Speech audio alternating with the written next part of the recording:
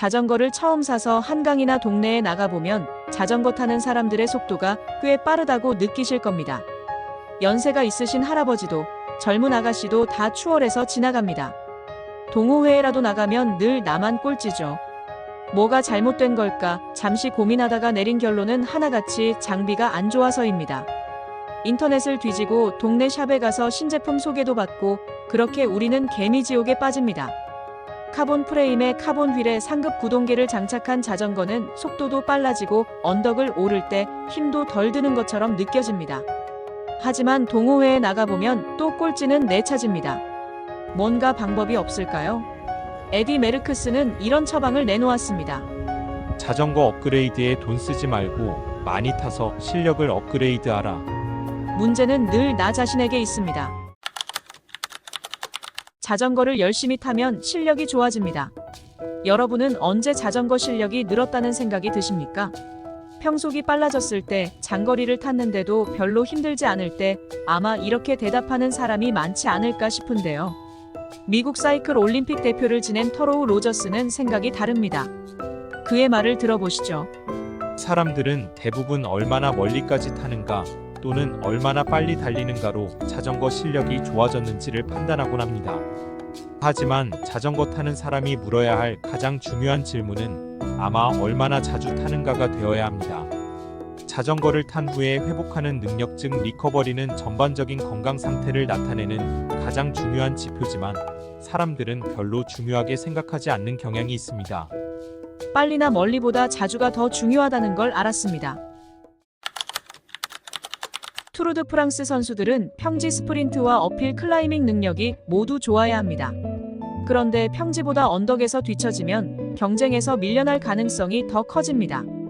그래서 종합 우승을 노리는 선수들은 하나같이 마른 체형의 소유자입니다. 얼마나 말랐는지 전직 프로 선수 옌스 포이크트의 말을 들어보시죠. 방금 투르 드 프랑스에 참가했다는 사실을 숨긴 채 이 선수들 중 한 명을 병원에 데려간다면 의사는 그가 거식증의 경계에 있다고 생각할 겁니다.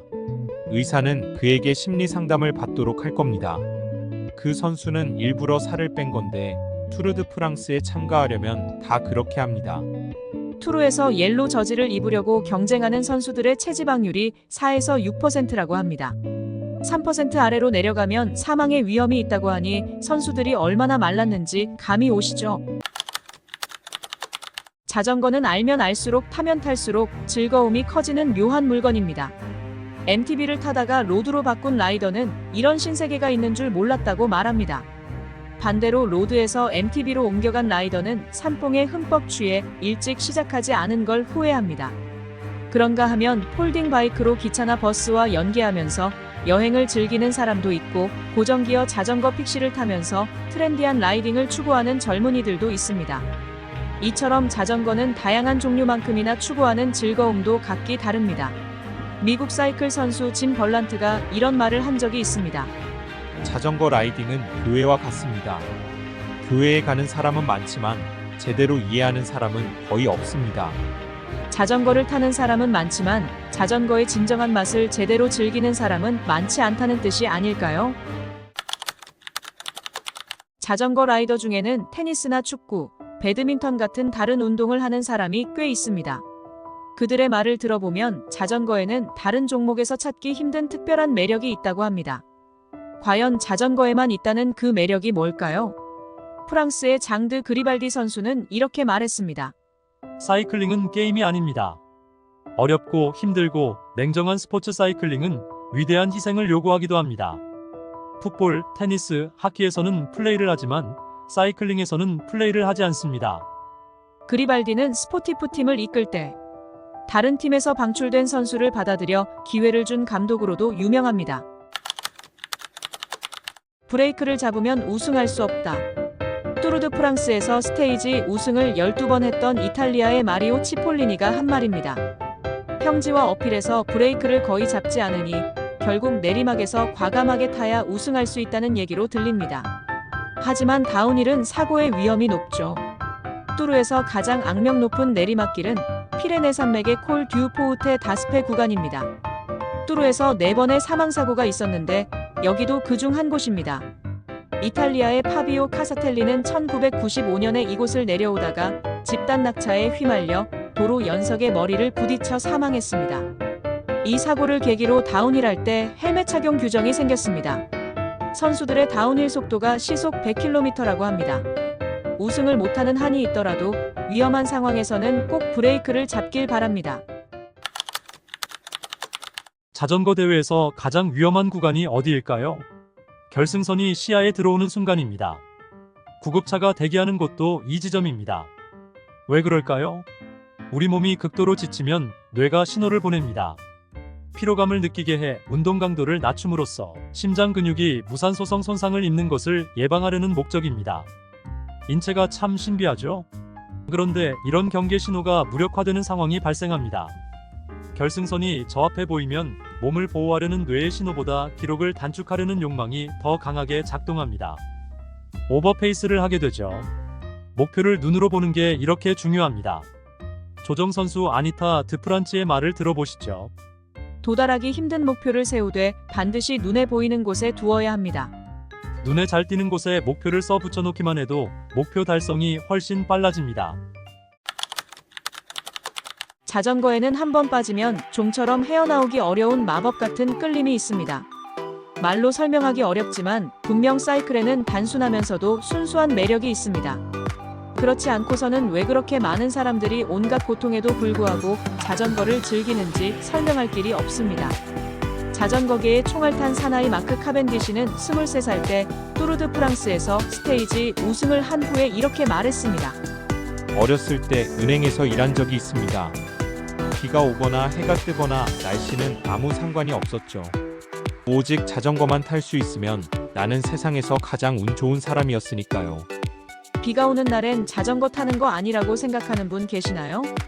여름에 소나기 올 때 자전거 타보세요. 내가 이 재미를 왜 여태껏 모르고 살았나 싶을 겁니다.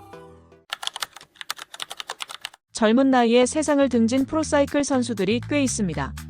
로드레이싱, 산악자전거, 철인 3종 경기를 넘나들며 맹활약했던 미국의 스티브 라슨도 그중 한 명입니다. 그는 러닝 훈련 도중 심장마비로 사망했는데 그때 그의 나이 39이었습니다. 선수 시절 라슨은 이런 말을 남겼습니다. 집에만 있어서는 좋아질 수가 없다. 빨리 달리고 싶다면 빠른 사람들이 있는 곳에 가야 한다. 공감하는 분들 많으시죠? 오랜만에 안장에 오르면 페달링에 힘이 들어가지 않습니다. 자전거가 참 정직한 운동이라는 걸 깨닫게 되죠. 혼자 타는 분들도 라이딩 실력이 늘지 않는다고 하소연합니다. 혼자 타면 힘들 때 최선을 다하기보다 적당히 자신과 타협하기 때문에 그렇습니다. 잘 타고 싶다면 잘 타는 사람이 많은 곳에 가야 한다. 라슨의 이 말은 진리에 가깝습니다. 1999년 투르드 프랑스에서 4개 스테이지 연속 우승으로 세상을 깜짝 놀라게 했던 이탈리아의 마리오 치폴리니 선수가 있습니다. 그가 우승 소감에서 아내를 언급한 적이 있는데 들어보시죠. 아내는 제가 우승 소감에서 자기만 빼고 세상의 모든 사람들에게 공을 돌렸다고 바가지를 긁었습니다. 그래서 이번 우승은 아내에게 바칩니다. 특히 마리오 치폴리니와 같은 사람과 함께 산다는 건 절대 쉬운 일이 아니기 때문입니다. 우승의 공을 아내에게 돌리는 치폴리니의 유머가 돋보이네요. 사실 선수가 아니더라도 남자들은 자전거 타러 나갈 때 아내의 눈치가 보입니다. 주말에 자전거를 끌고 집을 나오면 그날은 아내가 가사에 독박 쓰는 날이기 때문입니다. 그래서 자전거를 타기 위해 미리 마일리지를 쌓기도 합니다. 가장 좋은 방법은 아내와 함께 자전거를 타는 겁니다. 자전거의 본질을 한 단어로 표현하라면 여러분은 어떤 말이 떠오르시나요? 자유, 건강, 즐거움, 여행 같은 단어가 생각나지 않으셨나요? 동일한 질문을 자전거 선수들에게 한다면 어떤 대답이 나올까요? 의외로 들릴 수 있겠지만 저는 이 단어가 가장 많지 않을까 싶습니다. 페인, 즉 고통입니다. 투르드 프랑스에서 3번이나 우승한 그렉 르몽드의 말을 들어보시죠. 17이나 18배 어린 나이 때 선수들의 꿈은 오직 투르드 프랑스 우승뿐입니다. 세상에는 그런 젊은 선수들이 많습니다. 하지만 장담하건대 투르 우승은 사람들이 생각하는 것보다 훨씬 더 어렵습니다. 17살 때 투르가 이렇게 힘들 줄 알았다면 난 장래 희망을 바꾸었을 겁니다. 고통의 정도가 엄청나다는 거네요. 자전거 선수들이 존경스럽습니다. 역사상 가장 위대한 사이클 선수로 칭송받는 에디 메르크스는 자전거에 관한 명언을 많이 남겼습니다. 메르크스는 학교에서 배워야 할 모든 것을 자전거에서 배웠다고 고백하면서 이런 말을 남겼습니다. 자전거를 타면 평생 좋은 학교를 다니는 것과 같다. 자전거를 타면 강해지고 원대한 목표를 가지게 된다. 하지만 절대 목적지에 도착했다고 말해서는 안 된다. 자전거는 좋은 학교라는 비유도 멋지지만 특히 마지막 문장이 눈길을 끕니다. 절대 목적지에 도착했다고 말해서는 안 된다. 이 표현에서 사이클링은 결과가 아니라 끊임없이 갈고 닦아야 할 과정이라는 메르크스의 생각을 읽을 수 있습니다. 현역 시절 대회에 나가면 우승을 독차지했던 선수지만 자전거 앞에서는 한없이 겸손해지는 메르크스의 모습이 떠오릅니다. 로빈 파리나는 미국의 자전거 선수입니다. MTB를 타다가 로드로 건너온 파리나는 2011년 내셔널 로드레이스 챔피언십에서 우승했습니다. 그녀가 자전거를 처음 타는 입문자들에게 하는 말이 있습니다. 들어보시죠. 자전거는 쉽게 포기하지 말아야 할 스포츠라고 생각합니다. 언제든 다시 시작할 수 있습니다. 입문 초기에는 레이싱에서 뒤처질 때가 많습니다. 자전거를 처음 탈 때는 누구나 힘들어합니다. 이 시기를 견디지 못하고 포기하는 사람이 많죠. 다리가 아파서, 허리가 아파서, 엉덩이가 아파서, 그룹 라이딩을 따라갈 수 없어서 이유도 다양합니다. 그런데 참고 견디면서 꾸준히 하다 보면 실력이 부쩍 느는 운동이 또 자전거입니다. 힘들어서 포기했던 분들도 다시 시작해보는 건 어떨까요? 언제든지 다시 시작할 수 있는 게 바로 자전거니까요. 투르드 프랑스에서 우승한 미국 선수가 몇 명이나 될까요? 투르드 프랑스 역사가 100년이 훌쩍 넘었으니 수십 명은 되지 않을까요? 놀라지 마십시오. 딱 한 명뿐입니다. 그렉 르몽드가 그 주인공입니다. 암스트롱이 7번 우승했지만 약물 복용으로 기록을 박탈당해 지금으로선 르몽드가 유일합니다. 그런데 르몽드의 우승 장면을 못 볼 수도 있었다는데 무슨 얘기일까요? 그의 말을 들어보시죠. 내가 20살 때는 산악자전거가 없었습니다. 참 다행스러운 일인데요. MTB가 있었다면 내가 투르드 프랑스에서 우승하는 일은 없었을 겁니다. MTB는 힘들지만 혼자 타기 좋고 많은 전략이 필요하지도 않아서 내게 딱 맞는 스포츠였거든요. 하마터면 미국은 유일한 투르드 프랑스 우승자를 MTB에 빼앗길 뻔했습니다. MTB가 세상에 늦게 나온 게 오히려 고마운 일이네요. 스키를 타다가 무릎 부상 때문에 자전거로 전향한 선수가 있습니다. 미국의 줄리 퍼타도의 얘기인데요. 그녀는 MTB 선수로 활동한 6년 동안 전미 대회에서 5번이나 우승했습니다. 이는 MTB 최다승 기록으로 기네스북에 등재됐습니다. MTB 챔피언 퍼타도가 자전거를 타는 사람들을 위해 라이딩 도중 넘어지지 않는 비결을 알려준다고 하니 들어보시죠. 산악자전거를 타는 비법은 의외로 간단합니다.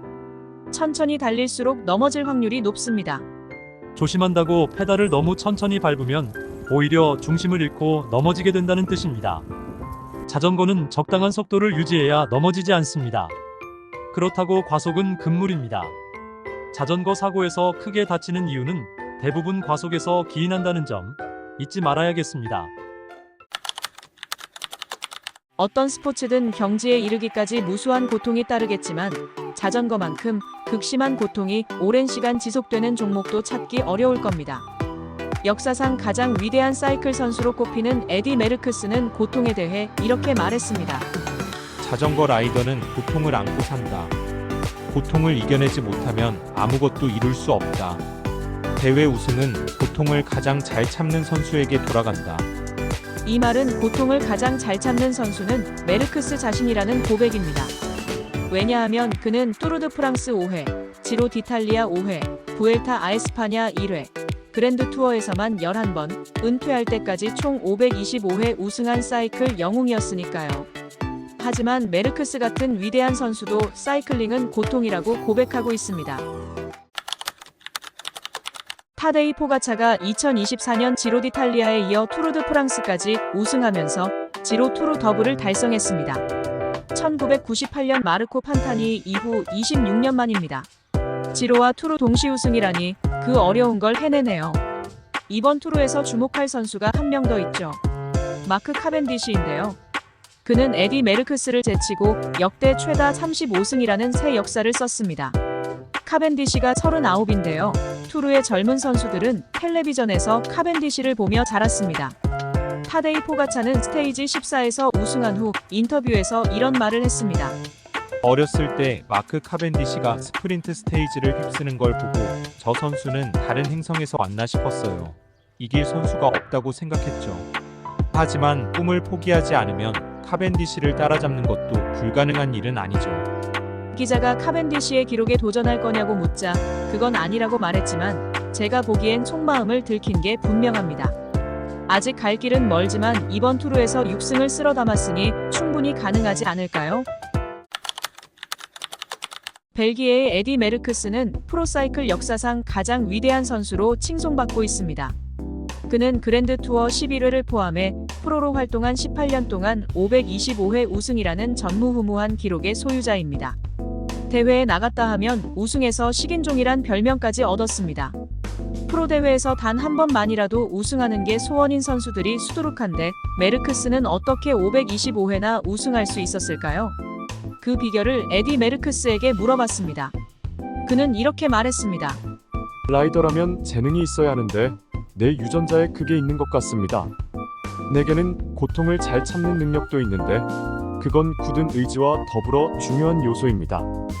결국 타고난 재능, 고통을 참아내는 인내심, 불굴의 투지, 이 세 가지가 메르크스를 전설로 만든 비결이었네요. 여러분은 왜 자전거를 타십니까? 로드와 사이클로크로스 미국 국가대표를 지낸 에밀리 카초렉의 얘기를 들어보시죠. 저는 엔돌핀과 아드레날린에 중독됐기 때문에 자전거를 탑니다. 다리가 원운동을 시작하면 저는 더 행복해지기 때문에 안장에 오릅니다. 얼굴에 부는 바람을 느끼고 새와 벌레의 울음소리를 듣고 싶어서 라이딩을 합니다. 자전거를 타면 내면의 분노와 공격성을 떨쳐버릴 수 있습니다. 삶이 안정되고 균형을 이룰 수 있다는 점도 제가 자전거를 타는 이유입니다. 시속 60km로 내리막길을 달릴 때 자유와 야생성을 느낄 수 있어서 저는 자전거를 탑니다. 남자들과 놀 수 있다는 것도 자전거를 타는 이유입니다. 자전거는 혼자 타기에도 좋습니다. 한 번 간 길을 1000번을 더 타도 다음 모퉁이에 뭐가 나타날지 알 수 없다는 설렘도 제가 자전거를 타는 이유입니다. 카초렉 선수가 자전거를 타는 이유를 들어봤는데요. 그렇다면 여러분은 왜 자전거를 타십니까? 센츄리는 영어로 100을 뜻하죠. 그런데 자전거에서 센츄리는 100마일, 즉 160km를 의미합니다. 말이 160km지 처음 타면 엉덩이에서 불이 납니다. 미대륙 횡단램에 도전해 여성으로는 최초로 60대 이상으로는 유일하게 완주한 세아나 호건이 장거리 라이딩의 비결을 알려준다고 하니 들어보시죠. 처음 센츄리 출발선에서 100마일이나 달려야 한다는 생각은 현명하지 않습니다. 첫 장거리가 기억나는데 그때 제 생각은 첫 번째 휴게소까지만 가는 것이었습니다. 이후에는 다음 휴게소까지 가는 게 목표였죠. 마지막 남은 거리가 25마일 정도 되니까 처음엔 불가능해 보였던 거리가 할만해졌습니다. 여러분이 할 일은 25마일을 4번 타는 것뿐입니다. 호건이 램 4800km를 완주한 비결을 알겠네요. 미국의 더글라스 브래드버리는 오토바이 레이서였습니다. 그는 사막 레이싱에서 다리와 팔이 골절되고 앞니가 부러지는 사고를 당한 후 자전거로 눈길을 돌렸지만 역시 사고가 끊이질 않았습니다. 좀 더 안전한 자전거가 없을까 생각하다가 자신이 직접 만들기로 결심합니다. 그렇게 탄생한 자전거가 마니토 산악자전거입니다. 그런데 이 회사의 마니토 서스펜션 포크가 대박을 쳤습니다. 워낙 인기가 많아 애너하임 전시회에서 1년치 생산량을 하루에 다 팔아치웠습니다. 서스펜션 포크는 흔히 쇼바라고 부르는 충격 흡수 장치입니다. 쇼바는 영어의 쇼업 쇼퍼의 줄임말로 제대로 된 영어 표현은 서스펜션 포크입니다. 한창 공격적인 라이딩을 할 때 브래드버리는 이런 말을 남겼습니다. 최고의 라이딩은 자신의 한계를 초월해 이겨낸 라이딩입니다. 뚜르드 프랑스에서 스테이지 우승을 가장 많이 한 선수가 누군지 아십니까? 35승을 수확한 영국의 마크 카벤디시입니다. 선수들이 치열한 경쟁을 벌이는 투르드 프랑스에서는 늘 사고의 위험이 존재합니다. 특히 결승선이 가까워질수록 경쟁은 더욱 심해지고 그만큼 사고의 가능성도 높아집니다. 마지막 스프린트 할 때는 시속 70km의 폭발적인 속도가 나옵니다. 그 상황에서 사고가 나면 큰 부상을 입기도 합니다. 선수들도 사람인데 두렵지 않겠습니까? 이에 대해 카벤디시는 이런 말을 했습니다. 사고 나서 다치면 어떡하지라는 생각을 해본 적이 없습니다. 사고 나면 우승을 못할 텐데라는 생각뿐이었습니다. 우승을 향한 선수들의 집념이 대단합니다. 테드 킹은 캐논데일 가민팀에서 활동했던 미국의 프로사이클 선수입니다. 10년간의 선수 생활을 마감하면서 그는 은퇴와 동시에 당시 막 떠오르고 있던 그래블 사이클링으로 눈을 돌렸습니다. 그래블은 비포장도로처럼 노면이 좋지 않은 곳에서도 탈 수 있도록 만든 로드바이크의 한 종류입니다. 로드와 그래블을 넘나들면서 활약했던 테드 킹은 이 세상에 자전거 타는 것보다 아름다운 모습은 없다고 말했습니다. 그는 사이클링을 이렇게 찬미했습니다. 자전거 타기는 아름다움이다. 평화롭고 고요하며 유연하고 예술적이며 자유롭고 행복하다. 자전거를 타고 언덕과 계곡을 달리는 모습은 우아하다. 그의 말을 들으면 이 세상의 모든 가치는 자전거라는 단어에 집약된 것처럼 느껴집니다. 자전거 대회에서 우승하려면 가장 필요한 게 뭘까요? 파워라고 생각하세요? 아니면 팀워크나 전술 같은 게 더 중요할까요? 결국 힘 좋은 선수가 우승하는 거 아니냐? 이렇게 생각하는 분들 많으실 텐데 그게 그렇게 간단하지 않습니다. 예를 들어 결승선 직전에 선수들이 스프린트하는 상황만 봐도 다양한 전략이 필요합니다. 언제 스프린트를 시작할지, 안쪽으로 파고들지, 아니면 바깥쪽으로 돌아나갈지 끊임없이 선택해야 합니다. 그 짧은 순간에 수없이 많은 결정이 이루어집니다. 이럴 때 필요한 건 힘보다는 머리입니다. 어떤 게 최선의 선택이 될지 머리를 잘 써야 합니다. 이탈리아의 전설적인 자전거 선수 파우스토 코피는 이렇게 말했습니다. 젊음이나 기술보다 연륜과 전략이 더 중요합니다. 우리나라에 온 적이 있는 선수죠. 뚜르드 프랑스에서 4번이나 우승한 영국의 크리스 프룸 선수가 프로사이클 경기의 핵심을 이렇게 설명한 적이 있습니다. 스포츠에서는 가장 강한 자가 최고의 결과를 따내 승리를 거머쥔다고 생각하는 사람이 많습니다. 그런데 사실 사이클링은 팀 경쟁입니다. 이건 중요한데도 사람들이 잘 모르는 것 같습니다. 뚜르드 프랑스에서는 20여 팀이 참가하는데 각 팀은 8명의 선수로 구성됩니다. 팀에는 GC라이더라고 하는 종합 우승을 노리는 에이스가 있고 나머지 7명의 선수는 자기 팀에서 종합 우승자가 나올 수 있도록 희생하고 봉사합니다.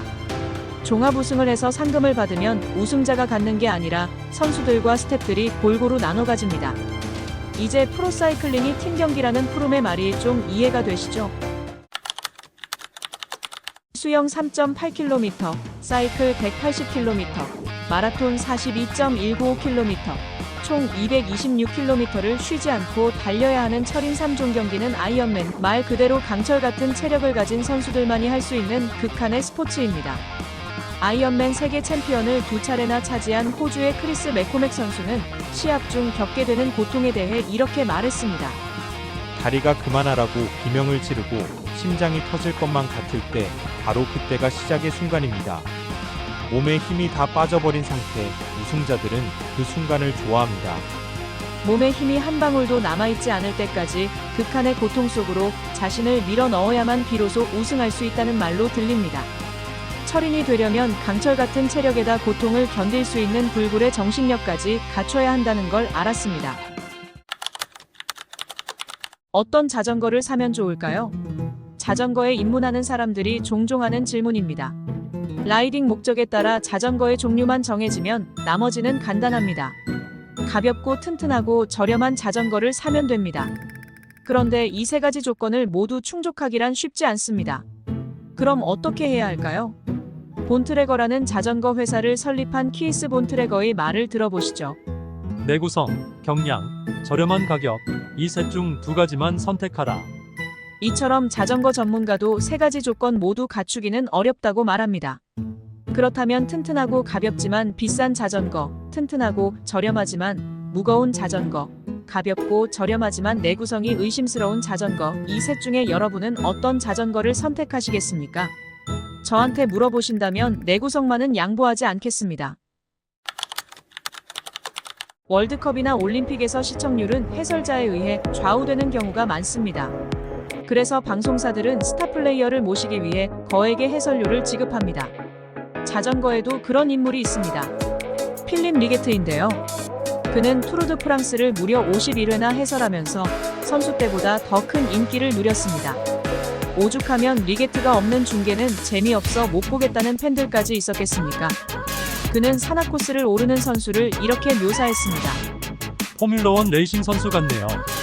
어필 속도가 얼마나 빠른지 상상이 되시죠? 그런데 이보다 감동적인 표현이 있습니다. 들어보시죠. 저 선수는 빨리 고향에 가고 싶은 천사처럼 산을 오르네요. 시의 한 구절을 읽는 느낌이 들지 않으십니까?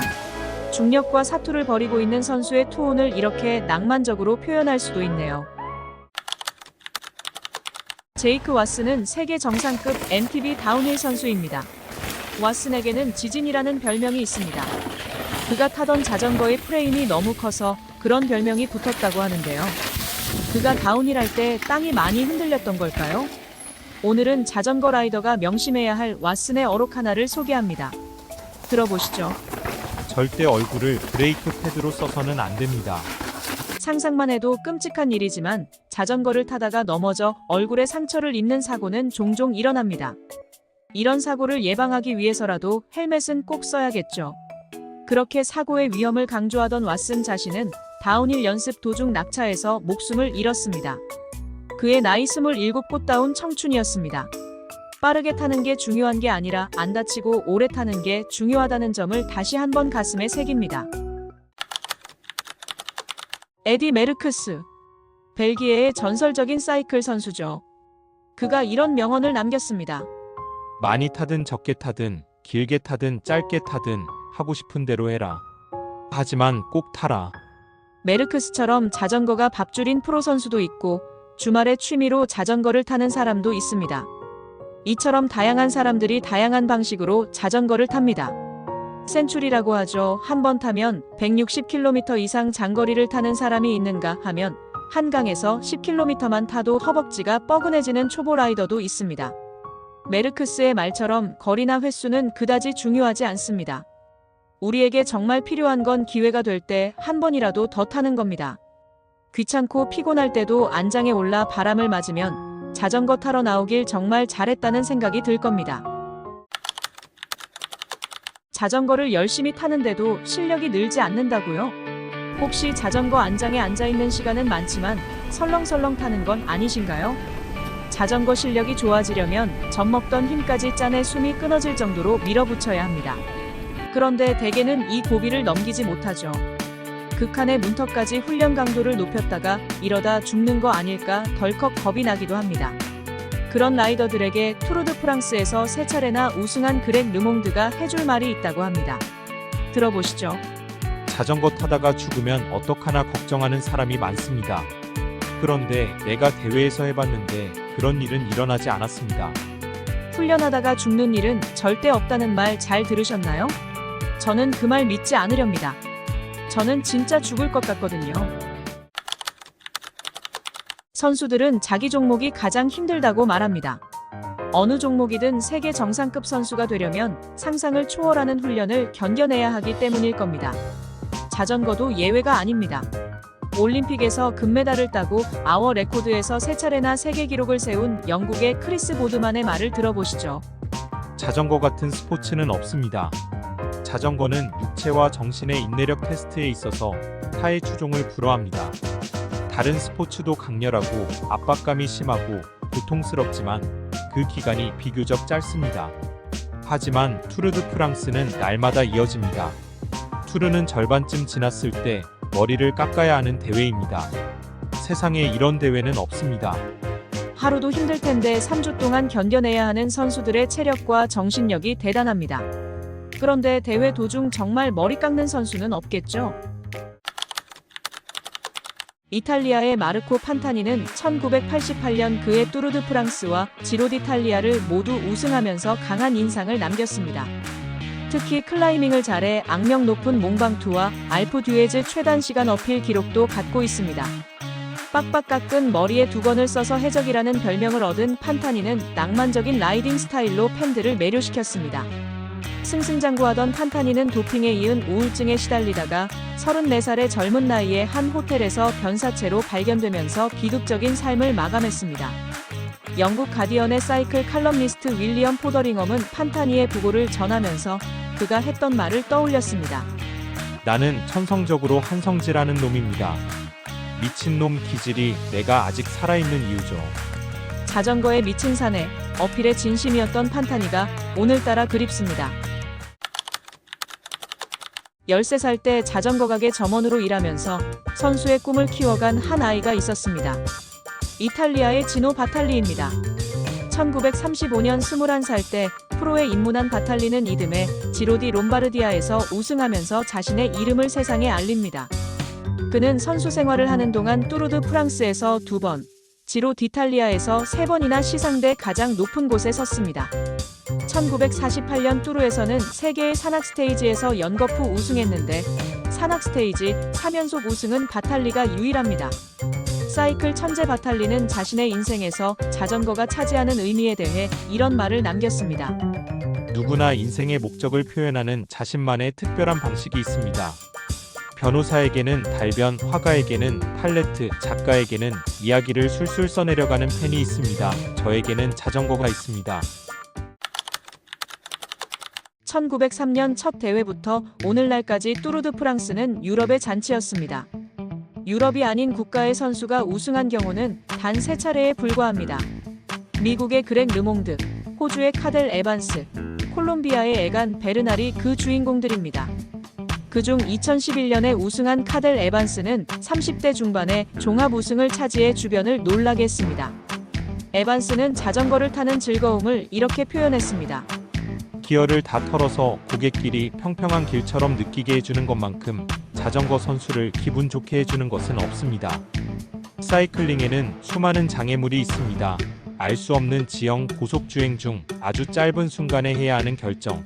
다음에는 어디로 갈까, 모퉁이를 돌아가면 무엇이 있을까 같은 것들이죠. 하지만 하늘을 날고 있는데 무슨 걱정입니까? 자전거는 한 번 빠지면 헤어나오기 힘들다고 합니다. 전 벨기에 프로 자전거 선수 루디 드비는 MTB의 중독성에 대해 이렇게 말했습니다. MTB는 마약과 같습니다. 너무 좋아서 참을 수가 없습니다. 자전거의 중독성은 의학적으로도 설명이 가능합니다. 산에서 자전거를 타다가 위험 상황에 직면하면 처음에는 신체 보호를 위해 아드레날린이 분비되지만 위험을 극복하고 나면 행복감을 느끼게 해주는 도파민이 분비됩니다. 그래서 무섭고 고생했던 기억은 사라지고 행복감을 또 느끼려고 다시 안장에 앉게 되는 거죠. 자연에서 맑은 공기 마시며 동료들과 즐거운 시간을 보내는 건 덤으로 얻는 혜택이라고 할 수 있습니다. 이만하면 자전거를 타지 않을 이유가 없네요. 아이가 자전거를 사달라면 사주셔야 합니다. 투르드 프랑스에서 5번 우승한 베르나르 이노는 펠로톤의 기억이라는 책에서 이렇게 썼습니다. 자전거에 빠진 저는 자전거가 제 삶을 바꾸리라는 걸 직감했습니다. 마치 새로운 풍경이 제 앞에 펼쳐진, 아니 지평선이 눈앞에 성큼 다가온 것 같았습니다. 자전거는 가로세로 얽힌 길, 남들은 모르는 길, 버려진 채석장에 대한 탐험이었습니다. 자전거를 타고 사촌들과 경주를 하거나 바다로 여행을 떠나기도 했습니다. 아이가 집을 떠나 멀리 여행을 하면 공간감이 확장되고 새로운 자유를 얻게 됩니다. 사실 사람은 종종 자전거에서 자유의 첫 느낌을 잡아챕니다. 우리는 자전거 페달을 돌리면서 가장 비밀스러운 꿈에 더 빨리 다가갈 수 있습니다. 아이들의 자유와 꿈은 자전거를 타면서 연결어갑니다. 자전거는 목적에 따라 다양하게 발전해 왔습니다. 빨리 달릴 수 있도록 만든 로드바이크와 산에서 타는 MTB가 있고 도시에서 대중교통과 연계할 수 있도록 만든 폴깅바이크도 있습니다. BMX라는 자전거도 있는데요. 크기는 미니벨로처럼 작지만 자전거를 타고 다양한 기술을 구사할 수 있도록 만든 묘기 자전거입니다. 특히 프리스타일 부문의 파크 종목은 공중에 떠서 아찔한 기술을 구사합니다. 이 세상에서 파크라이딩 기술을 가장 멋지게 구사하는 라이더 중에 한 사람인 영국의 해리 메인 선수는 BMX의 매력을 이렇게 말했습니다. 자전거로 하고 싶은 게 있다면 당신의 자전거는 그 소원을 들어줄 것입니다. 안 들어줄 이유가 없으니까요. 여러분은 자전거를 통해 어떤 꿈을 이루고 싶으십니까?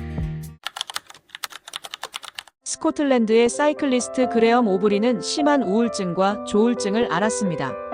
3번이나 자살을 시도했는데 한 번은 그날따라 일찍 퇴근한 아버지에 의해 발견돼 목숨을 구하기도 했습니다.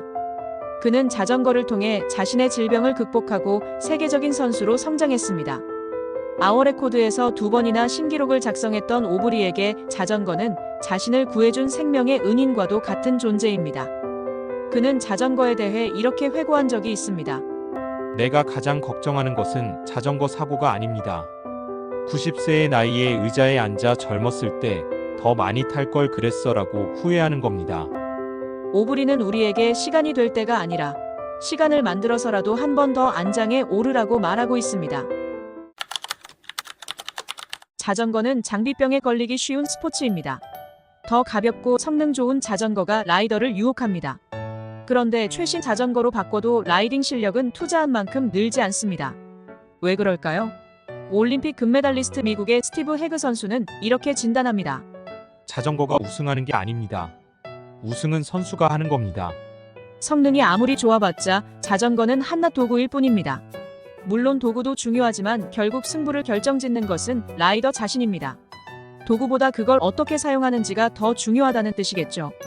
해그가 주는 메시지는 단순히 자전거라는 스포츠에만 국한되지 않습니다. 우리 인생에도 시사하는 바가 적지 않습니다. 아무리 좋은 재능을 타고났어도 열정과 노력이 없다면 목표를 이룰 수 없습니다. 결국 돈과 재능이 없다고 한탄할 게 아니라 돈 없이도 가능한 의지와 열정으로 삶을 충전해야겠습니다. 자전거는 타는 목적에 따라 크게 로드바이크와 산악자전거로 구분할 수 있습니다. MTB로 불리는 산악자전거도 주행하는 길의 험한 정도와 라이딩 스타일에 따라 다시 크로스컨트리 하드테일, 크로스컨트리 풀 서스펜션 올마운틴, 프리라이드, 다운힐로 나눠집니다. 그중 프리라이드는 코스를 내려오면서 점프나 뒤집기 등 다양한 트릭을 선보이는 경기입니다. 기술과 창의성이 중요한 평가 기준입니다. 이 프리라이드의 선구자로 알려진 캐머런 징크는 자전거가 발견의 기쁨이라고 말한 적이 있습니다. 들어보시죠. 자전거 라이딩은 탐구의 길입니다. 자연과 세상을 탐구하는 길입니다. 저는 징크가 말한 자연과 세상에 대한 탐구에 하나 더 추가하고 싶습니다. 자전거는 자신에 대한 탐구입니다. 자전거를 타면 나는 누구인가 끊임없이 질문하게 됩니다. 월드컵, 세계 챔피언십, 올림픽 금메달을 모두 휩쓸면 트리플 크라운이라고 합니다. MTB에서 트리플 크라운을 달성한 여성이 단 한 명 있습니다. 이탈리아의 파울라 페초 선수인데요. 원래 크로스컨트리 스키가 주 종목이었는데 여름 훈련으로 MTB를 탔다가 재능을 발휘해 이탈리아, 유럽, 세계 챔피언을 차례로 차지했습니다. 페초는 여세를 몰아 MTB 레이싱이 처음 도입된 애틀란타 올림픽에 출전했지만 초반 사고에 휘말려 무릎을 다쳤습니다. 하지만 그녀는 포기하지 않고 투혼을 발휘해 모든 선수를 제치고 가장 먼저 결승선을 통과했습니다. 열정적으로 자전거를 타는 그녀에게 대중은 열광했습니다. 열정은 페초의 존재 이유이기도 합니다. 그녀의 말을 들어보시죠. 저는 오직 열정 때문에 자전거를 탑니다. 돈만 보고 하기엔 자전거가 너무 고통스러운 스포츠입니다. MTB의 트라이얼이라는 종목이 있습니다. 계단이나 난간과 같은 장애물 코스를 통과하는데 발이 땅에 닿으면 감점을 받습니다. 자전거에 안장이 없다는 것도 트라이얼의 특징입니다. 영국의 마틴 애쉬톤은 MTB 트라이얼에서 4번이나 국내 챔피언에 오른 이 종목의 절대 강자입니다. 그런데 애쉬톤에게 불행한 사고가 찾아왔습니다. 2013년 모터사이클 그랑프리 경기 모토GP 데모 행사에서 3m 높이 바에서 떨어지는 사고를 당합니다. 안타깝게도 척수를 다쳐 휠체어 신세를 지게 됐지만 애쉬톤은 포기하지 않았습니다. 2017년 특수 제작한 자전거로 MTB의 세계로 복귀하는 놀라운 투혼을 보여줬습니다. 애쉬톤은 자전거를 탄 걸 한 번도 후회한 적이 없다고 말했습니다. 그의 말을 들어보시죠. 자전거 타고 나간 날은 언제나 좋은 날입니다. 숀 켈리는 파리니스 대회에서 7회 연속 우승이라는 대기록을 작성한 아일랜드의 프로 사이클 선수입니다. 그는 투르드 프랑스에서도 4차례나 그린 저지를 입었으며 1988년에는 부엘타 아에스파냐에서 우승하기도 했습니다. 1984년 암스텔 골드레이스 대회가 끝난 후 인터뷰를 하고 있던 켈리가 차에 기대어 있는 아내를 발견했습니다. 이 모습을 본 켈리는 갑자기 아내에게 페인트 칠이 벗겨질 수 있으니 차에서 떨어지라고 소리쳤습니다. 그 말에 아내는 어깨를 으쓱거리며 이렇게 대꾸했습니다. 당신은 인생에서 차가 제일 먼저고 그 다음이 자전거고 그 다음이 나잖아요. 그러자 켈리는 이렇게 받아쳤습니다. 순서가 틀렸어. 자전거가 제일 먼저야. 여러분의 인생에서 가장 앞자리를 차지하는 건 무엇입니까? 부디 아내에게는 자전거라고 말하지 말기 바랍니다. 어린 시절 야채 가게에서 배달을 하는 고된 생활에서도 자전거 선수의 꿈을 놓지 않았던 한 아이가 있었습니다. 1940년대와 50년대에 트랙 사이클에서 활동했던 영국의 토미 고드윈이라는 선수 이야기입니다. 그는 1948년 런던 올림픽에서 1000m 타임 트라이얼과 단체 출발에서 동메달 2개를 목에 걸었습니다. 자전거를 사랑하고 자전거를 타면서 성장했던 고드윈은 자신의 인생에서 자전거가 차지하는 의미에 대해 이렇게 말했습니다. 사이클리스트에게 자전거 라이딩은 삶의 전부입니다. 친구들과 함께 자전거를 타면서 나눈 우정과 동지애는 사이클리스트에게 있어 인생의 시작이자 끝입니다. 고드윈에게 삶의 전부였던 자전거, 여러분에게는 무엇입니까? 자전거 라이더라면 한 번쯤 사고의 경험이 있을 겁니다. 낙차나 사고로 부상을 당하면 자전거 타는 게 겁이 납니다. 그래서 다치지 않고 안전하게 타는 게 모든 라이더의 소망이기도 하죠. MTV의 선구자 게리 피셔는 이렇게 말했습니다. 훈련은 사람들이 다치지 않도록 하는 열쇠입니다. 사고는 누구에게나 일어납니다. 특히 자전거를 처음 시작하는 분들은 사고에 대한 걱정과 불안이 더 크겠죠. 하지만 피셔의 말처럼 훈련을 열심히 하면 사고를 예방할 수 있습니다. 꾸준한 훈련으로 길러진 균형 감각과 근력, 유연성이 사고를 예방해주기 때문입니다. 사고로 인한 부상과 관련해 팁을 한 가지 드리자면 자전거를 타기 전에 스트레칭을 충분히 해주세요. 스트레칭은 사고 예방에 도움을 줄 뿐만 아니라 사고가 났을 때도 부상의 정도를 줄여줍니다. 안전하게 오래 자전거를 즐기려면 꾸준한 훈련이 기본이라는 점 잊지 말아야겠습니다. 올림픽이나 프로 경기에 출전하는 선수들은 훈련 과정에서 극심한 고통을 경험합니다. 세계 최고가 되기 위해서는 어느 종목도 쉬운 게 없겠지만 사이클만큼 자주 고통을 호소하는 종목도 드물지 않을까 싶습니다. 투르드 프랑스에서 4번이나 우승한 영국의 크리스 프룸은 고통을 친구에 비유했습니다. 고통은 언제나 내게 옳은 말을 해주는 친구입니다. 진정한 친구는 듣기 좋은 말이 아니라 내게 필요한 말을 해주는 사람이죠. 조언해주는 친구를 듣기 싫다는 이유로 멀리한다면 더 이상의 성장은 없습니다. 프룸이 중독이라는 말을 들을 정도로 그토록 훈련에 열심이었던 이유는 다름 아닌 고통을 이겨내야만 우승할 수 있다는 걸 누구보다 잘 알고 있었기 때문입니다. 자전거를 너무 잘 타서 프로팀 입단 제의를 받은 한 아마추어 사이클 선수가 있습니다. 사이클 잡지의 경기와 관련된 글을 쓰기도 했던 그는 프로팀으로 가는 대신 스포츠 해설가의 길을 걷겠다고 결심합니다. 스포츠 저널리스트 필립 리게트의 얘기입니다. 투르드 프랑스 중계방송을 무려 51회나 진행했던 리게트는 우승자들과 인터뷰에서 한 가지 공통점을 발견했습니다. 리게트는 이렇게 말했습니다. 오늘 너무 힘들었다고 불평하는 사람이 많습니다. 하지만 승자는 절대 불평하지 않습니다. 어쩌면 대회에서 가장 힘들었던 사람은 힘을 가장 많이 쓴 우승자일 수도 있을 텐데 우승자는 불평하지 않는답니다. 결국 힘들다는 불평은 패자의 변명에 불과하다는 교훈을 얻습니다. 2017년 8월의 마지막 날 캘리포니아 해변 라이딩에 나섰다가 영영 돌아오지 못한 라이더가 있습니다. 폴 코니쉬가 자동차와 부딪히는 사고를 당한 겁니다.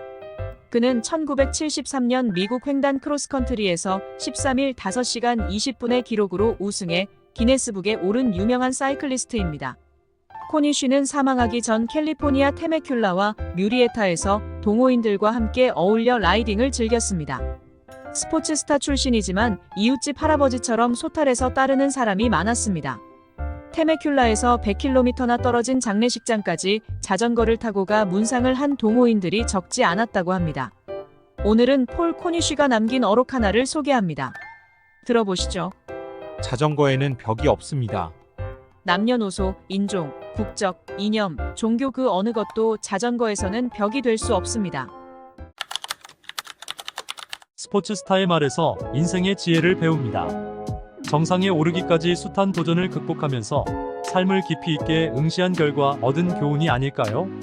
오늘은 올림픽 로드 타임 트라이얼에서 3개의 금메달을 딴 미국의 크리스틴 암스트롱을 소개합니다.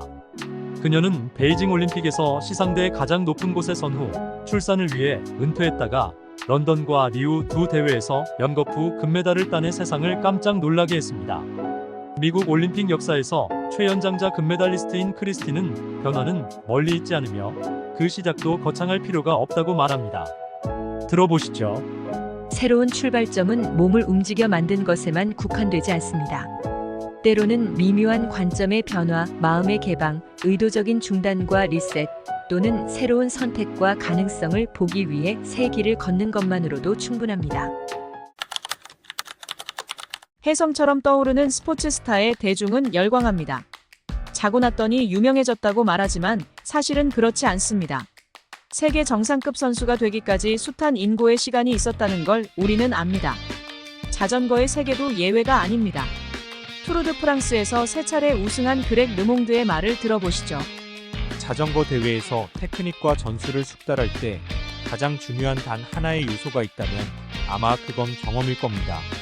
하지만 기본기만 잘 갖춰져 있다면 경험은 시간의 문제일 뿐입니다. 한마디로 경험보다 더 중요한 건 결국 기본기입니다. 기본기는 단순해서 얕보기도 하고 자칫 지루하게 느낄 수도 있습니다. 하지만 기본기를 소홀히 하면 고난도의 기술을 습득할 수 없습니다. 그렉 르몽드가 말하는 사이클링에서의 기본기는 어떤 걸 말하는 걸까요? 미 대륙을 횡단하는 자전거 대회가 있습니다. 영어로 레이스 어크로스 아메리카라고 하는데 줄여서 램이라고 합니다. 1982년 첫 대회와 이듬해까지 2차례 우승한 론 홀더먼은 우승의 비결로 강인한 체력을 꼽았습니다. 그의 말을 들어보시죠. 기록을 깨는 건 장비가 아니라 근육입니다. 그런데 요즘 첨단 기술이 적용된 자전거를 생각하면 장비빨을 무시할 수 없을 것 같습니다. 특히 카본 소재의 에어로 기술까지 가미된 프레임을 장착한 자전거의 성능은 이전과는 비교가 안 될 정도로 퍼포먼스가 우수합니다. 하지만 홀더먼이 4,800km나 달려야 하는 램 선수였다는 사실을 감안하면 고개가 끄덕여집니다. 200km도 아니고 5,000km에 가까운 장거리를 타려면 결국 장비보다는 강철 체력과 불굴의 정신력이 더 중요하지 않을까요? 데이브 스콧은 최초로 아이언맨 월드 챔피언에 6번이나 오른 미국의 철인입니다. 그는 자신의 우승 비결을 훈련으로 돌립니다. 들어보시죠. 훈련은 시지프스가 산꼭대기로 밀어올리는 바위와 같습니다. 그 바위는 산 아래로 굴러떨어집니다. 하지만 여러분이 훈련을 완벽하게 소화하면 1년에 딱 하루 바위를 정상에 세울 수 있습니다. 프로의 세계는 정글입니다. 모든 선수가 우승을 위해 혹독한 훈련을 견뎌내기 때문입니다. 그렇게 완벽한 훈련을 소화한다 해도 우승의 기회가 1년에 단 하루밖에 안 된다는 게 스콧의 말입니다. 그런데 자전거 선수라면 이왕이면 1년에 하루 있다는 시지프스의 바위가 산 정상에 서는 날이 투르드 프랑스에서 찾아오기를 바라지 않을까요? 투르에서 우승이라니 생각만 해도 벅찰 것 같습니다. 스포츠에서 세계 정상의 위치에 오른 선수들은 하나같이 지독한 연습벌레입니다. 물론 재능도 타고났지만 정상의 위치를 유지하기 위해 그들은 밤낮 없이 피나는 훈련을 합니다. 오죽하면 흘린 땀의 양이 올림픽 메달의 색깔을 결정한다는 말이 있겠습니까? 그런데 실력이 부족한 선수는 훈련을 게을리하고 재능이 있는 선수가 더 열심히 하는 걸 종종 봅니다. 오히려 그 반대가 되어야겠지만 현실은 그렇지 않죠. 케냐 출신의 영국 사이클 선수 크리스 프룸의 말을 들어보시죠. 저는 자전거를 사랑합니다. 몸이 더 이상 말을 듣지 않을 때까지 부서져라 달릴 겁니다. 투르드 프랑스에서 종합 우승을 4번이나 한 세계 최강의 사이클리스트이지만 대회에 임하는 자세가 비장하다 못해 절실하기까지 합니다. 챔피언은 절대 대충 하는 법이 없네요. 마크 카벤디시 선수가 파이낸셜 타임즈와 인터뷰에서 이런 말을 한 적이 있습니다. 라이더라면 누구나 근육 운동을 합니다. 하지만 두뇌 훈련을 하는 선수는 거의 없습니다. 카벤디시 자신은 머리를 쓴다는 얘긴데 어떻게 한다는 걸까요? 카벤디시는 키 175cm의 몸무게 69kg, 폭발적인 파워를 내기에는 다소 부족한 신체 조건입니다. 하지만 그는 자신만의 장점을 만들어냅니다. 체격 좋은 선수들이 1분에 120회 페달을 돌릴 때 카벤디시는 130회에서 140회 돌립니다. 또한 핸들바에 바짝 엎드려 남들보다 작은 체구를 이용해 공기 저항을 최소화합니다. 카벤디시에 따르면 결승선 앞에서 1초에 결정할 수 있는 선택지가 100가지나 된다고 합니다. 그중 최선의 선택을 해야 우승할 수 있겠죠. 머리 좋은 선수가 우승한다는 말이 이제 좀 이해가 됩니다. 오늘날 자전거는 단순히 운동이나 취미만을 뜻하지 않습니다. 라이더의 취향과 라이프 스타일이 반영되면서 사이클링은 공동체 문화로까지 진화하고 있습니다. 이런 경향은 자전거에서는 오래전부터 내려온 전통이라고 합니다. 스코틀랜드 사이클 선수 데이비드 밀라는 이렇게 말했습니다. 옛날에는 특히 더 그랬지만 자전거는 전통적으로 늘 세련된 스포츠였습니다. 파우스토 코피나 자크 앙케티 같은 옛날 선수들은 자전거를 안 탈 때도 세련된 신사로 유명했습니다. 그들은 항상 멋있었습니다. 자전거는 형식, 미학, 계급과 밀접한 관련이 있습니다. 밀라가 말한 형식과 미학에 어긋나는 행동을 할 때 쓰는 우리말 속담이 있습니다. 가 쓰고 자전거 탄다는 말인데요. 공교롭게도 자전거를 예로 들어서 비유가 절묘하다는 생각이 듭니다. 철인 3종을 뛰던 미국의 크리스틴 암스트롱은 27회 골관절염 진단을 받았습니다. 하지만 그녀는 포기하지 않고 사이클링 종목에 전념하기로 합니다. 마침내 2008년 베이징 올림픽에서 크리스틴은 여자 로드 타임 트라이얼에서 시상대 가장 높은 곳에 섰습니다. 출산을 위해 은퇴했던 그녀는 2012년 런던 올림픽에서 한 번 더 금메달을 따내 세상을 놀라게 합니다. 이게 끝이 아닙니다. 2016년 리우 올림픽에서 세 번째 금메달을 목에 겁니다. 미국 올림픽 역사상 동일 종목에서 금메달 3개를 딴 선수는 크리스틴 암스트롱이 유일합니다.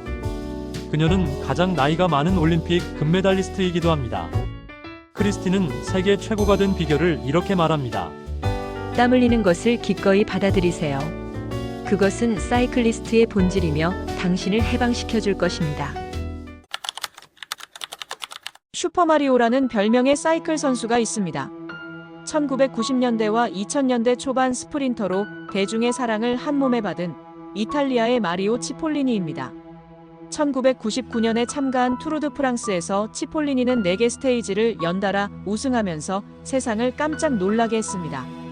그해 투르에서 치폴리니는 194.5km를 달리는 동안 시속 50km 이상의 속도로 펠로톤을 이끌어 자신이 당대 최고 스프린터임을 입증했습니다.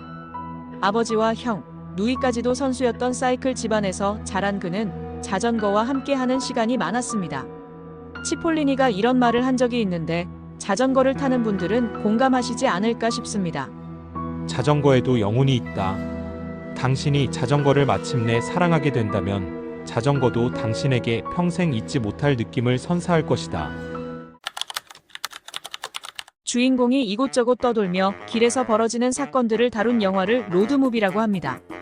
여행 중 길에서 만나는 사람과 사건을 통해 갈등을 치유하고 성숙한 인간으로 거듭나게 되죠.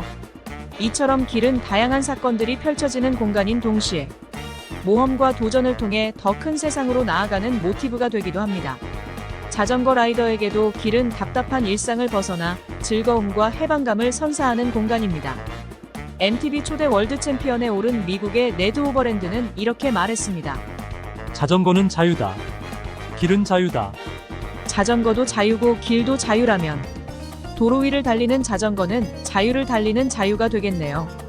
자전거에 부여된 수많은 가치 중 으뜸이 왜 자유인지 이제 이해가 됩니다. 여러분도 길 위에서 또 안장에서 자유를 찾으시길 바랍니다. 아워 레코드는 자전거를 타고 1시간 동안 달린 거리를 측정하는 대회입니다. 스코틀랜드의 그레엄 오브리는 이 부문에서 2번이나 신기록을 작성했습니다. 그는 1994년에 자신이 직접 만든 자전거를 타고 1시간 동안 52.713km를 달렸습니다. 자전거 선수로 새로운 기록을 써내려간 오브리지만 그에게는 아픈 과거가 있습니다. 그는 우울증으로 3번이나 자살을 기도했습니다. 그의 파란만장한 삶은 플라잉 스코츠맨이라는 영화로 제작되기도 했습니다. 우여곡절이 많았던 오브리지만 자전거만은 단순한 게 좋았던지 이런 말을 남겼습니다. 자전거에 뭔가 다는 건 언제나 가능합니다. 하지만 달려있는 걸 없애고 싶을 때가 오기에 마련인데 그때의 정답은 픽시바이크입니다. 자전거 가게에서 일하면서 선수의 꿈을 키운 젊은이가 있습니다. 18세에 프로로 데뷔한 미국의 메이저 테일러는 1899년 세계 트랙 챔피언십 1마일 스프린트에서 우승했습니다. 사이클 세계에서 처음으로 흑인 챔피언이 탄생한 순간입니다. 당시 테일러는 스포츠 스타를 꿈꾸는 흑인 아이들에게 우상과 같은 존재였습니다. 그는 세상에서 가장 빠른 자전거 라이더라는 자서전에서 이렇게 썼습니다. 운동선수를 꿈꾸는 젊은이들에게 주는 마지막 중요한 조언은 게임의 룰을 엄격하게 준수하고 스포츠맨십과 페어플레이를 실천하고 승리할 때처럼 품위 있게 불리한 판정도 받아들이라는 겁니다. 내가 트랙 사이클 세계에서 성공할 수 있었던 것은 주로 어렸을 때 배운 이런 신념 덕분입니다. 테일러는 후배들에게 스포츠맨십의 교훈을 가르치고 있습니다. 원문은 그게 아닌데 잘못 전해 내려오는 말이 있습니다. 건강한 신체에 건강한 정신이 깃든다는 격언이 대표적인 사례입니다. 이 말은 뒷부분이 싹둑 잘린 상태에서 전해졌습니다. 원래는 건강한 신체에 건강한 정신이 깃든다면 바람직할 것이다였습니다. 로마의 시인 유베날리스가 한 말입니다. 그런데 영국의 존 로크가 뒷부분에 바람직할 것이다를 빼고 건강한 신체에 건강한 정신이 깃든다까지만 인용하면서 뉘앙스가 약간 달라져 육체적 건강을 강조하는 의미로 전해오고 있습니다. 체력이 뒷받침되지 않으면 멘탈도 유리처럼 깨지기 쉬우니 이 말도 틀린 말은 아닙니다. 어쨌거나 자전거에서도 정신력이 중요한데 이 또한 체력이 뒷받침되어야 빛을 발합니다. 투르드 프랑스에서 활약했던 영국의 숀 예이츠 선수도 비슷한 맥락에서 체력의 중요성을 강조한 적이 있는데 들어보시죠. 사이클 선수의 충만한 자신감은 튼튼한 다리에서 나옵니다. 투르드 프랑스에서 2차례 스테이지 우승을 한 적이 있는 독일의 옌스 포이크트는 공격적인 플레이와 솔직담백한 화법으로 인기가 꽤 많았습니다. 포이크트의 어록 중에는 다리가 고통을 호소하면 닥치고 시키는 거나 하라고 말했다는 이야기도 있습니다. 프로 선수에게 고통은 피할 수 없는 숙명입니다.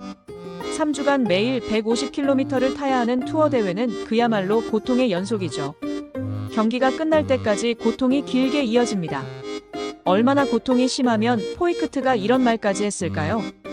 고통 너머에 더 큰 고통의 세계가 있습니다. 그의 말대로 자전거의 본질은 고통입니다. 그런데 이 극심한 고통의 세계로 스스로 걸어 들어오는 사람이 너무 많다는 점을 어떻게 이해해야 할까요? 자전거의 아이러니가 아닐 수 없습니다. 돈을 싫어하는 사람은 없을 겁니다. 그런데 돈을 쫓는다고 부자가 되는 건 아니라고 합니다. 좋아하는 일을 열심히 하다 보니 자연스럽게 돈이 따라왔다는 말을 듣도록 해야 합니다. 좋아하는 자전거를 열심히 탔더니 올림픽에서 금메달도 따고 돈도 벌었다고 고백하는 자전거 선수가 있습니다. 영국의 로라 트롯인데요. 그녀의 말을 들어보시죠. 자전거 라이딩을 직업으로 생각해 본 적이 없습니다. 내가 가장 좋아하는 걸 하면서 돈도 벌다니 멋지지 않나요? 나는 자전거를 타면서 일을 한다고 생각해 본 적이 없습니다. 그저 좋아하기 때문에 자전거를 타는 것이고 그 덕분에 돈도 벌죠. 돈 벌기 참 쉽구나.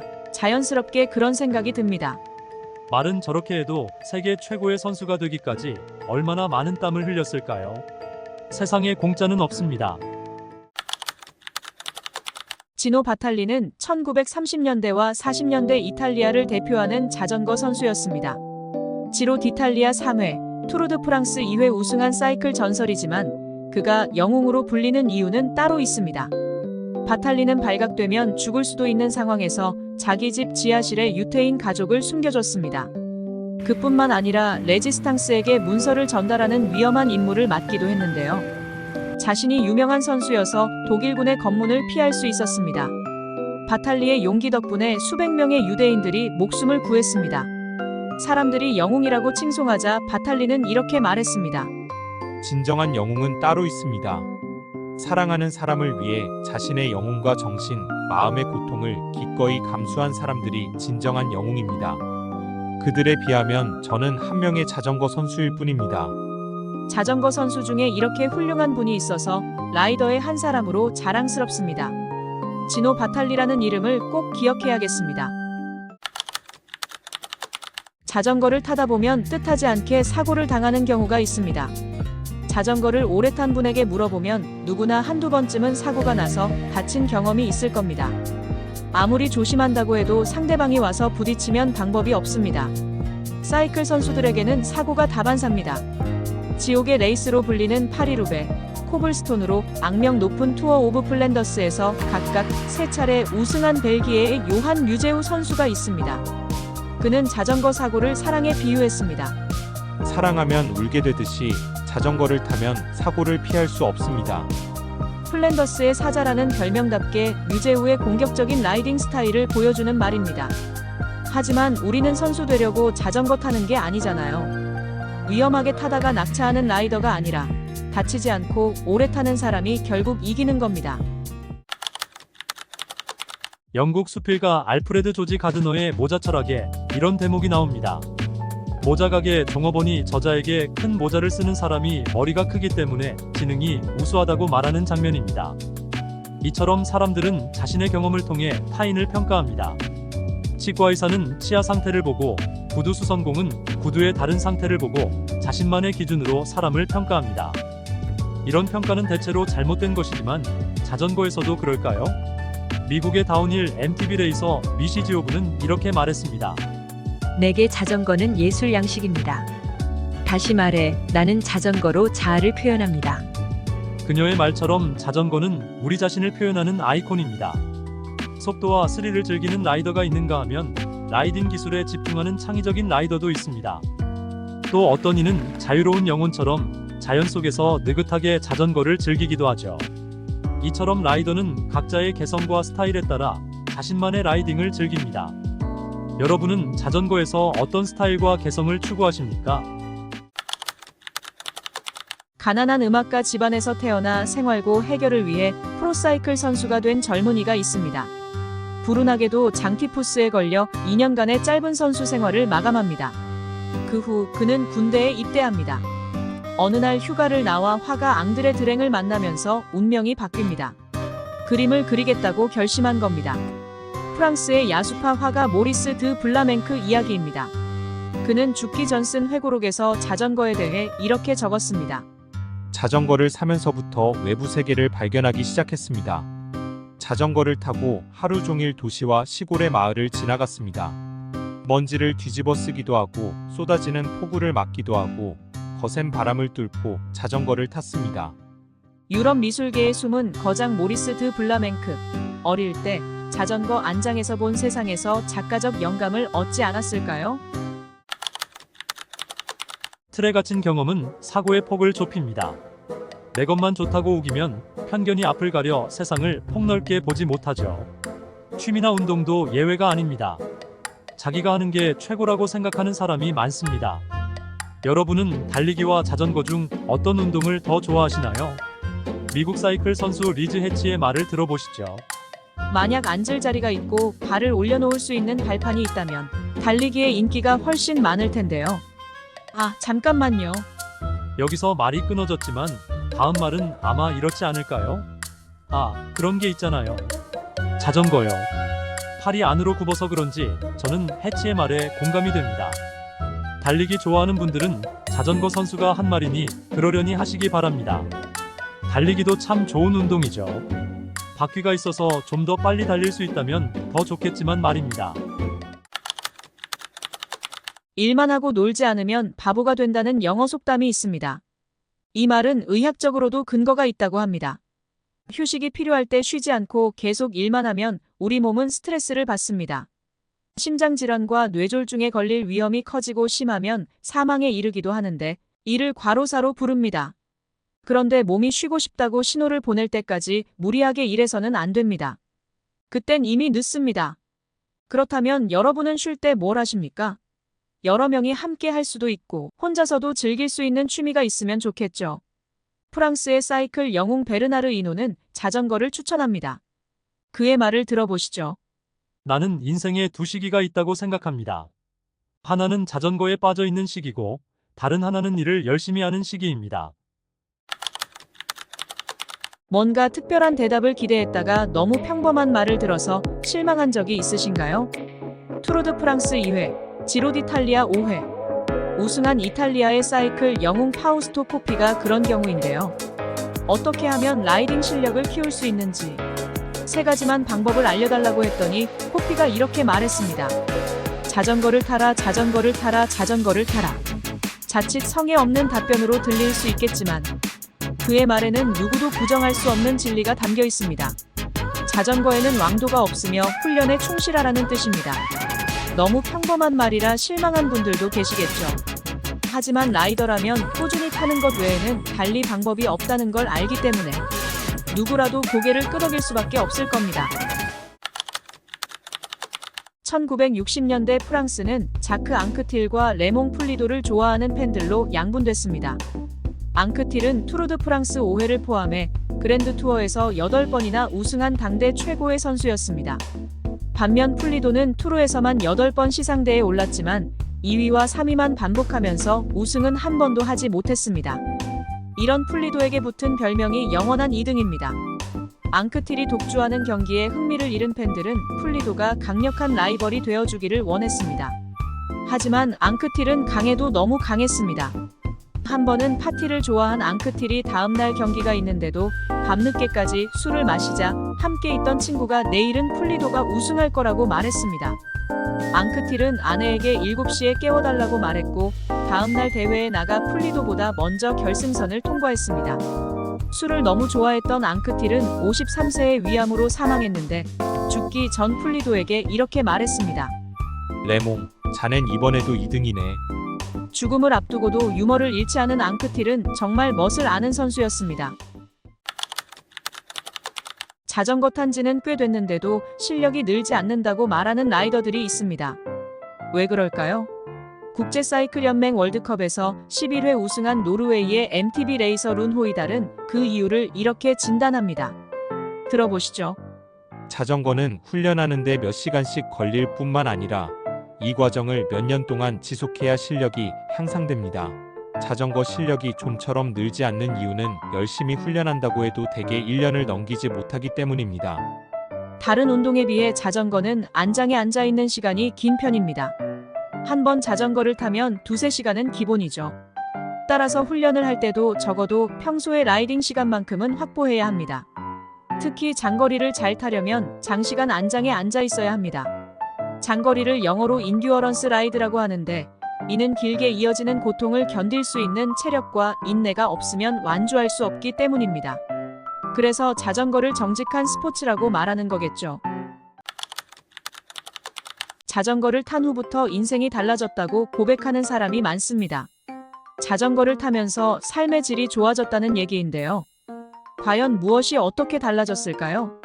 이탈리아 텔레비전에서 사이클 경기 해설을 하는 전직 자전거 선수 다비데 카사니의 말을 들어보시죠. 인간에게 수없이 많은 혜택을 준다는 점에서 자전거는 아름다운 선물입니다. 자전거는 기분을 좋게 해줍니다. 게다가 자전거를 타면 다른 관점에서 느끼고 말하고 세상을 볼 수 있는 기회를 얻게 됩니다. 자전거를 타면 늦지 않게 돌아올 수 있습니다. 자전거는 여러분을 다시 소년으로 돌아가게 만듭니다. 정시에 도착할 수 있게 해주는 믿음직한 교통수단은 기본이고 기분 전환과 다른 방식으로 세상을 보는 기회까지 준다고 하니 자전거가 정말 선물 보따리가 많네요. 브래들리 위긴스는 2012년 투르드 프랑스에서 영국인 최초로 우승한 영국 사이클링의 영웅입니다. 같은 해 열린 런던 올림픽 타임 트라이얼에서도 금메달을 목에 걸며 자신이 세계 최강임을 입증했습니다. 위긴스는 선수 생활 동안 금메달 5개를 포함해 총 8개의 올림픽 메달을 획득하며 사이클링 역사에 길이 남을 업적을 남겼습니다. 하지만 최정상에 오르기까지 그의 여정은 결코 순탄치 않았습니다. 위긴스의 말을 들어보시죠.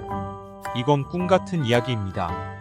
어렸을 때부터 자전거 팬이었지만 언젠가 제가 이런 자리에 서게 될 거라고는 상상도 못했습니다.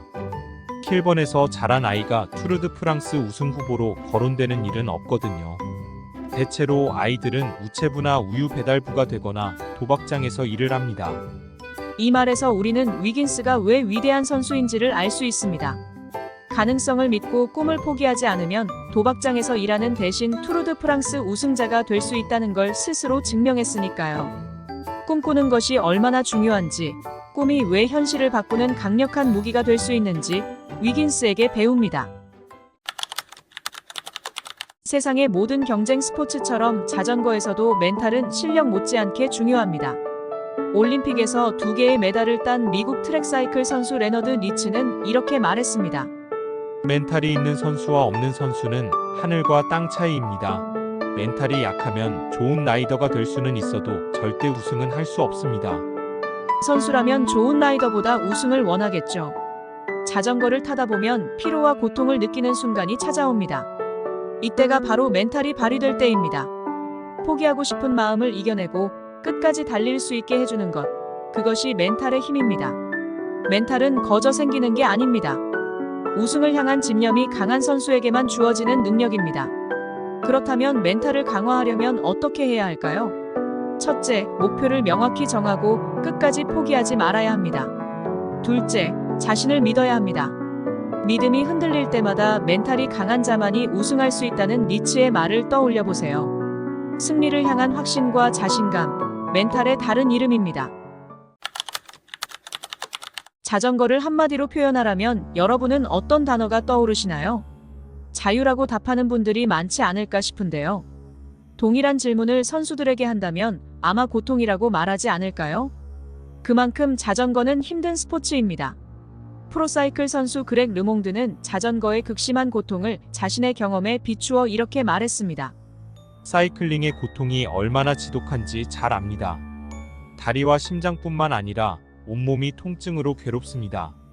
산소 부족 상태에 빠지면 완전히 무너져 내립니다. 이런 고통을 자전거를 타지 않는 사람은 절대 이해할 수 없습니다. 투르드 프랑스에서 3번이나 종합 우승을 차지한 자전거 천재도 고통을 참기 힘들었나 봅니다. 근육들이 타들어가는 통증, 가슴이 터질 것 같은 숨막힘, 손가락 하나 까딱하기 힘든 탈진 상태에도 선수들이 포기하지 않는 이유는 뭘까요? 그건 바로 시상대 가장 높은 곳을 향한 열망 때문입니다. 성취감과 자부심은 고통을 이겨내는 힘입니다. 로드 선수는 로드바이크만 타고 MTB 선수는 MTB로만 훈련하는 줄 알았는데 그게 아니라고 합니다. 다소 뜻밖이었는데요. 월드 MTB 챔피언 레이스에서 3번이나 우승한 덴마크의 헨릭 데르니스의 말을 들어보시죠. 현재 세계 정상급 MTB 선수 중 95%가 훈련할 때 로드 자전거를 탑니다. 몸을 만들기 위해서는 도로에서 타는 게 훨씬 더 쉽기 때문입니다. MTB는 불확실성이 많아서 온몸이 두들겨 맞은 것처럼 근육통이 오고 상처가 생기기도 쉽습니다. 사고로 다칠 위험도 MTB가 더 큽니다. 먼저 몸을 만들고 나면 기술을 익히는 건 훨씬 쉬워집니다. 그 반대로는 되지 않습니다. 데르니스의 말은 기술이나 기교보다 체력이 먼저인데 그 목적에는 로드바이크가 제격이라는 뜻입니다. 코스를 완주할 수 있는 기본 체력이 없다면 테크닉은 무용지물이니까요. MTB 선수들이 훈련할 때 왜 MTB 대신 로드를 타는지 이제 좀 이해가 되셨죠? 미국의 존 토막은 자전거라면 종목을 가리지 않고 도전한 선수로 알려져 있습니다. 7살 때 처음으로 자전거 대회에 참가한 토막은 BMX 레이싱, 크로스컨트리, 로드 레이싱, 트라이얼, 다운힐까지 거의 모든 자전거 종목을 섭렵한 올라운더입니다. 현역에서 은퇴하고 나서는 마니토 서스펜션 포크를 만든 더그 브래들리와 함께 자신의 이름을 걸고 토막 바이시클이라는 회사를 설립하기도 했습니다. 이렇듯 토막은 현실에 안주하지 않고 늘 새로운 종목과 분야에 뛰어들어 자신의 가능성을 탐색했습니다. 자전거 실력을 키우려면 어떻게 해야 하는가라는 질문에 그는 이렇게 답했습니다. 들어보시죠. 도전자가 없다면 내 수준을 알 수 없습니다. 고수들이 많은 모임을 피하고 편한 라이딩만 찾아다닌 저 자신이 부끄러워집니다. 그렇게 타면 절대 실력이 늘지 않는다고 합니다. 흔히 묘기 자전거로 알려진 BMX에는 레이싱 종목이 있습니다. 20인치의 작은 휠로 달리지만 시속 60km까지 속도를 내는 스릴 넘치는 스포츠입니다. BMX 레이싱의 전설 미국의 데이브 컬리난 선수가 이런 말을 한 적이 있는데 들어보시죠. 의사는 제가 살아서 숨 쉬고 있는 게 운이 좋다고 하더군요. 그래서 저는 우리 집 식물도 살아서 숨 쉬고 있다고 말했죠. 저는 오로지 자전거를 타고 시속 60마일로 달릴 때만 행복합니다. 사고로 실려간 병원에서 의사와 나눈 대화로 보이는데요. 컬리나는 자신이 낙차를 두려워하지 않는다는 말을 농담처럼 했지만 저는 좀 무섭게 들립니다. 거실 구석에서 살아서 숨만 쉬는 식물일지라도 줄기가 꺾이지 않아야 꽃을 피울 수 있습니다. 마찬가지로 우리도 사고 없이 안전하게 타야 자전거를 오래 즐길 수 있습니다. 자전거가 선사하는 자유와 스릴도 다치지 않아야 의미가 있다는 점 잊지 말아야겠습니다. 자전거로 6대륙을 여행하면서 16만 킬로미터를 달린 라이더가 있습니다. 남들은 평생 한 번 하기도 힘든 미대륙 횡단을 그는 15번이나 했습니다. 프로스티 울드브리지 얘기입니다. 이 정도면 자전거에 대해 남다른 철학을 가지고 있지 않을까 싶은데요. 그가 생각하는 자전거 라이딩은 무엇일까요? 울드브리지의 말을 들어보시죠. 자전거 라이딩은 신체의 조화와 행복한 감정을 엮어냅니다. 몸과 마음, 영혼을 하나의 움직이는 존재로 만들어 영적으로 완벽한 감각을 창조합니다. 자전거를 타면 마치 이 세상에서 다른 것은 아무것도 중요하지 않은 것처럼 태양, 하늘, 도로와 하나가 됩니다. 실제로 자전거를 타고 세상의 길을 달리는 동안 모든 걱정과 근심, 문제들은 백미러 너머로 사라져버립니다. 당신은 우주와 하나가 되어 페달을 밟게 됩니다. 자전거를 타면 자연도 아니고 세상도 아니고 우주와 하나가 된다고 합니다. 스케일이 엄청나네요. 컵에 물이 반쯤 있을 때 반밖에 남지 않았다. 아직 반이나 남았다. 여러분은 어느 쪽입니까? 반밖에 남지 않았다는 분들은 이제부터라도 생각을 바꿔보시는 건 어떨까요? 긍정적인 사고는 목표 달성을 위해 더 많이 노력하도록 이끌지만 부정적인 사고는 쉽게 포기하게 만들기 때문입니다.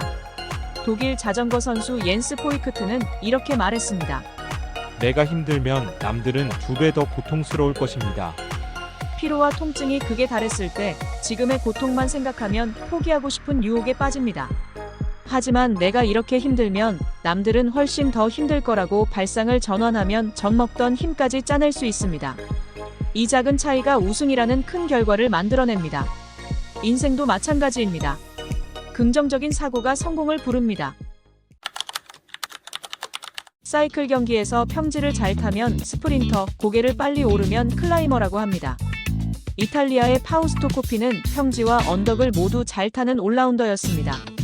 코피는 지로 디탈리아 5회, 투르 드 프랑스 2회, 월드 챔피언십 1회 우승하면서 챔피언 중에 챔피언이란 별명을 얻었습니다. 이 정도 되면 자전거의 신이라고 할 만한데도 코피에게 사이클링은 여전히 극복해야 할 대상이었나 봅니다. 그는 이렇게 말했습니다. 사이클링은 고통입니다. 챔피언에게도 자전거는 고통이었다니 우리 같은 동호인이 고통을 느끼는 건 너무도 당연해 보입니다. 그런데 이 고통을 참고 견디면 결국 실력이 늘고 라이딩을 즐길 수 있다는 말도 함께 해주었으면 좋았겠다는 아쉬움이 듭니다. 프랑스 출신의 베르나르 이노는 투르 드 프랑스 5번을 포함해 프로 대회에서 147회나 우승한 위대한 사이클리스트입니다. 그는 그랜드 투어에 13번 참가해서 10차례나 우승했습니다. 에디 메르크스의 11번에 딱 한 번 부족한 2위 기록입니다. 이노 이후에는 7번 이상 우승한 선수가 나오지 않았으니 그랜드 투어 10회 우승이 얼마나 대단한 기록인지 알 수 있습니다. 프로 대회에서 147회 우승하기까지 자전거를 얼마나 많이 탔는지 이노가 이런 말까지 했다고 합니다. 내게 사이클링은 더 이상 경기가 아니라 일자리, 즉 직업이라는 느낌이 듭니다. 자전거 타기가 자신의 본업이라고 생각한 이노라면 하루라도 자전거를 타지 않으면 뭔가 허전함을 느끼지 않았을까 싶습니다. 그렉 르몽드는 투르 드 프랑스에서 우승한 유일한 미국인입니다. 그것도 한 번이 아니라 3번이나 시상대 가장 높은 곳에 섰습니다. 그랜드 투어 대회에서는 스테이지 하나만 우승해도 스타 대접을 받습니다. 그런데 3번이나 종합 우승을 했으니 르몽드가 얼마나 대단한 선수인지 아시겠죠? 투르 드 프랑스에 출전한 선수들도 자전거 타는 게 힘들까 그런 생각을 해본 적이 있는데요. 르몽드가 이렇게 말했습니다. 더 빨라지기는 하는데 그렇다고 절대 쉬워지지는 않습니다. 혹독한 훈련으로 기록은 좋아지지만 힘들기는 마찬가지라는 얘기입니다. 프로 선수도 저희 동호인처럼 고통을 느낀다는 말입니다. 다른 점이 있다면 힘들 때 쉽게 포기하는 아마추어와 달리 프로 선수들은 극한의 고통을 잘 견뎌냅니다. 그러니까 프로겠죠. 투르 드 프랑스 역사에서 주요 인물이 2명 있습니다. 앙리 데그랑주와 자크 고데입니다. 둘 다 로또 신문사의 기자였는데요. 데그랑주는 1903년 투르 드 프랑스를 처음 만든 사람입니다. 그는 1936년 병으로 물러날 때까지 33년간 조직위원장을 맡아 투르 드 프랑스를 반석에 올려놓았습니다. 데그랑주가 떠난 자리는 자크 고데가 물려받았습니다. 고데는 1986년까지 50년간 조직위원회를 이끌면서 투르 드 프랑스를 가장 인기 있는 스포츠로 발전시켰습니다. 고데가 걷기나 자동차보다 자전거가 좋은 점을 말한 적이 있습니다. 들어보시죠. 걸어다니는 사람들은 그저 무심히 지나갑니다. 자동차 운전자들은 서로 비난하기 바쁘죠. 자전거 라이더들은 서로 미소 짓고 인사하고 하나가 됩니다. 자전거가 확실히 인간적이네요. 스위스 남부의 맨드리시오. 작은 도시지만 2009년 로드 사이클링 월드 챔피언십이 열릴 정도로 자전거 인기가 높은 곳입니다. 이 대회에서 카델 에반스가 호주 선수 최초로 우승을 차지했습니다. 그해 투르에서 30위로 부진했기에 에반스의 우승은 뜻밖이었습니다. 하지만 에반스는 2년 후 투르 드 프랑스에서 최고령 우승으로 자신의 존재를 증명합니다. 에반스는 월드 챔피언십에서 감정적 흥분 상태를 경험했다고 고백했는데 그의 말을 들어보시죠. 저는 맨드리시오에서 어떤 느낌을 받았습니다. 그건 자전거만이 줄 수 있는 흥분감입니다. 자전거라는 단순한 기계가 거대한 감정의 소용돌이를 일으킵니다. 자전거는 다양한 감정을 불러일으키고 경기를 보는 사람들도 덩달아 흥분됩니다. 여러분도 자전거를 보면 가슴이 뜨거워지십니까? 부모님의 이혼으로 시리에 빠진 한 아이가 있었습니다. 그에게는 자전거가 의지할 수 있는 유일한 위로였습니다. 프랑스의 리샤르 비랑크는 13살 때 자전거 클럽에 들어가 본격적으로 자전거를 탑니다. 프로로 전향한 비랑크는 어필에 강한 면모를 보였습니다. 대타로 뛴 1992년 투르 드 프랑스에서 폴카닷 저지 경쟁에서 2위를 기록하더니 2003년에는 알프 듀에즈 어필 코스에서 우승하면서 옐로우 저지를 입었습니다. 자전거를 탈 때 가장 고통스러운 순간은 아무래도 어필 구간이 아닐까 싶습니다. 그런데 클라이머들도 언덕을 오를 때 힘들어하는지 궁금합니다. 비랑크의 말을 들어보겠습니다. 클라이머도 다른 라이더처럼 고통을 느끼지만 받아들이는 방식이 다릅니다. 고통을 느끼지만 그 고통에 감사하죠. 불가능해 보이는 일이 있을 때 쉽게 포기하는 사람이 있는가 하면 실패를 거듭하면서도 끝까지 도전하는 사람이 있습니다. 여러분은 어떤 쪽입니까? 지나고 보면 항상 성장과 발전은 도전을 두려워하지 않은 사람들의 몫입니다. 미국의 프로사이클 선수 타일러 해밀턴 역시 불굴의 도전 정신만이 행복에 이르는 길이라고 강조합니다. 그의 말을 들어보시죠. 불가능해 보이는 힘든 일을 할 때, 내가 가진 에너지를 100% 쏟아부어 탈진했을 때, 심장이 고동치고 근육에서 젖산이 타들어갈 때 나는 기분이 좋아지고 정상이며 안정이 됩니다. 포기하지 않고 도전해서 자신의 한계를 넘어설 때 바로 그때가 더 나은 상태로 한 단계 성장하고 도약하는 순간입니다. 1973년 뉴욕 매츠가 꼴찌를 달리고 있을 때였습니다. 기자가 이번 시즌은 끝난 건가요? 라고 묻자 요기베라 감독이 이렇게 말했습니다. 끝날 때까지 끝난 게 아닙니다. 이 말은 어려움 속에서도 포기하지 않으려는 사람들에게 희망의 불씨가 되면서 야구계뿐만 아니라 사회 전 분야로 널리 퍼져나갔습니다. 요기베라처럼 말 한마디 덕분에 유명세를 탄 사이클 선수가 있습니다. 독일의 옌스 포이크트는 덴마크 텔레비전과 인터뷰 도중 이런 말을 했습니다. 다리가 고통을 호소하면 나는 이렇게 말합니다. 닥치고 시키는 거나 해. 거칠지만 솔직한 이 말은 화제를 불러일으켰고 포이크트는 갑자기 유명해졌습니다. 텔레비전 해설자, 사이클 용품 앰베서더로 활동하는 포이크트는 선수 때보다 지금 수입이 더 좋다고 합니다. 포이크트의 새로운 도전을 응원합니다. 벨기에가 에디 메르크스를 자랑한다면 프랑스에는 베르나르 이노가 있습니다. 이노는 투르드 프랑스 5회, 지로 디탈리아 3회, 부엘타 아에스파냐 2회 우승한 위대한 사이클리스트입니다.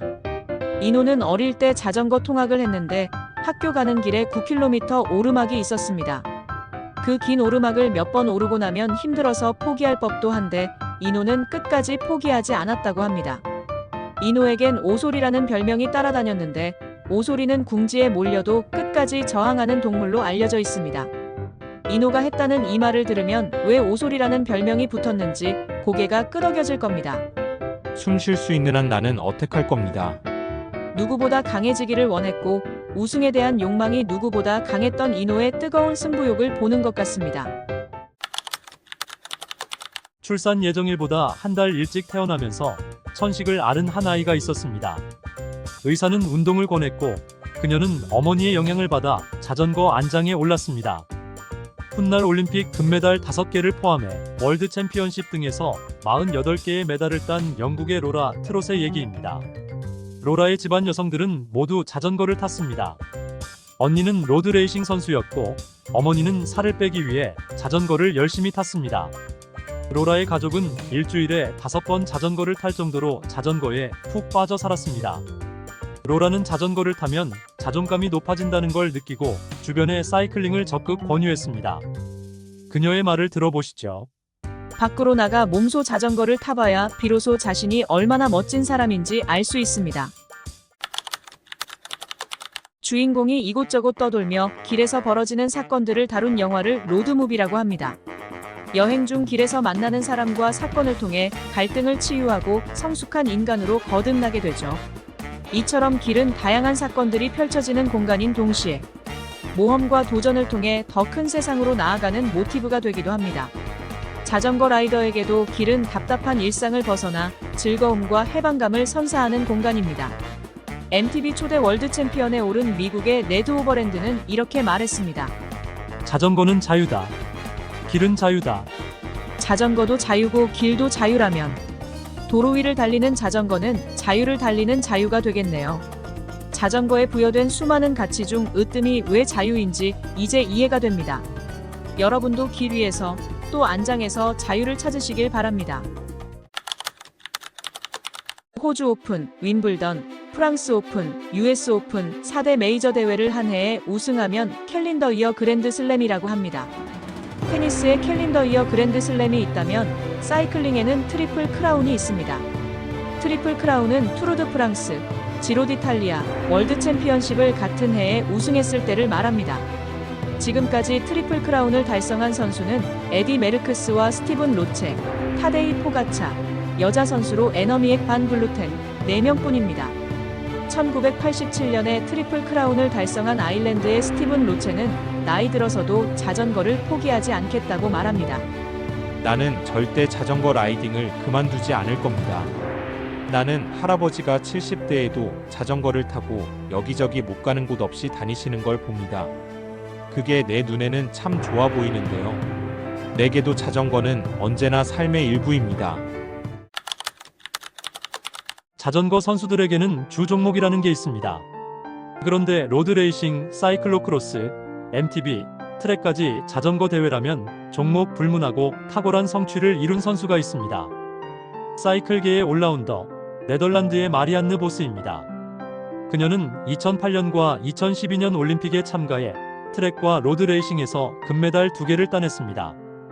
그뿐만이 아닙니다. 보스는 세계 로드레이싱 챔피언에 3번, 세계 사이클로크로스 챔피언에는 8번이나 등극한 사이클 천재입니다. 그녀에게 인생의 목표를 물었더니 이렇게 대답했습니다. 나는 모든 이에게 자극과 영감을 주고 싶습니다. 내게 큰 목표가 있다면 더 많은 여성이 자전거를 타도록 하는 것입니다. 보스의 바람대로 자전거를 통해 즐거움과 행복을 누리는 여성들이 점점 더 많아지고 있습니다. 책 한 권 또는 영화 한 편이 사람의 인생을 바꿔놓는 경우가 있습니다. 영국의 자전거 선수 크리스 호이경이 그런 사람입니다. 호이는 시드니 올림픽부터 런던 올림픽까지 금메달 6개, 은메달 1개, 총 7개의 메달을 목에 걸었습니다. 특히 36에 도전한 런던 올림픽에서는 단체 스프린트와 경륜에서 금메달 2개를 따 사람들을 놀라게 했습니다. 그는 영국 선수 중 올림픽에서 가장 많은 메달을 딴 선수입니다. 호이는 베이징 올림픽 3관왕 공로를 인정받아 BBC의 올해의 선수에 선정되고 영국 왕실로부터 기사 자귀도 받았습니다.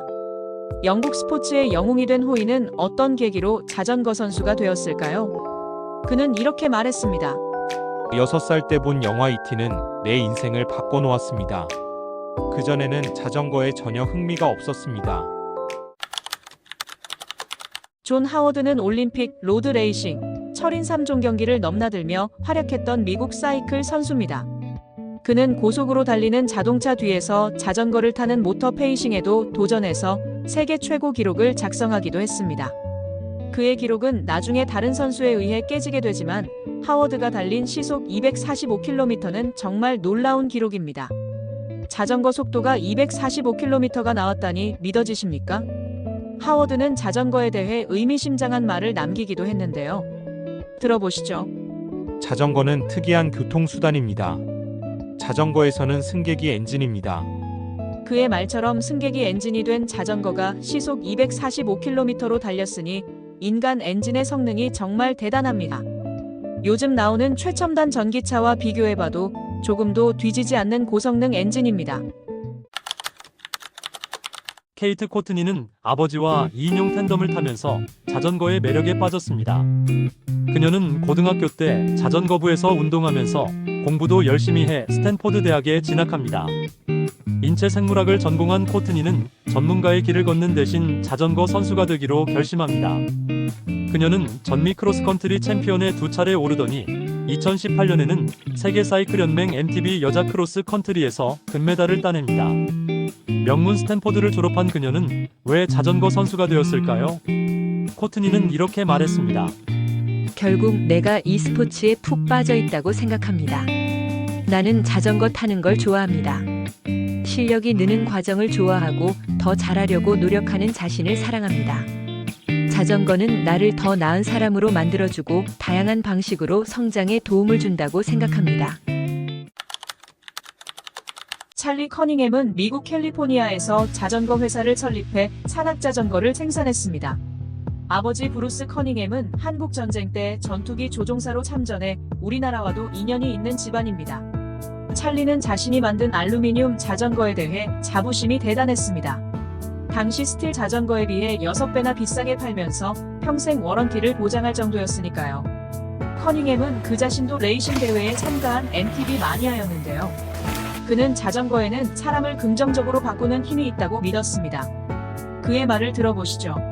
MTB를 타면 사람이 달라진다는 것을 알았습니다. 몸만 달라지는 게 아니라 생각하는 방식, 즉 정신도 달라집니다. 자전거를 타면 코티솔이라는 스트레스 호르몬이 줄고 대신 행복 호르몬인 엔돌핀이 분비돼 기분이 좋아지고 행복감을 느끼게 됩니다. 몸이 건강해지는 건 덤으로 따라오는 혜택이죠. 육체와 정신이 한꺼번에 좋아지는 자전거, 타지 않을 이유가 없습니다. 자전거 대회에서 출발선은 기대와 긴장, 흥분의 열기로 가득합니다. 누군가는 우승의 결의를 다지는 순간이지만 어떤 이들에게는 출발선에 서 있다는 그 사실이 훨씬 더 깊은 의미를 지닙니다. MTB 레이서 매트 스미스는 이렇게 말했습니다. 고난을 극복하고 출발선에 선 사람이라면 누구나 메달을 받을 자격이 있습니다. 그건 대단한 일이거든요.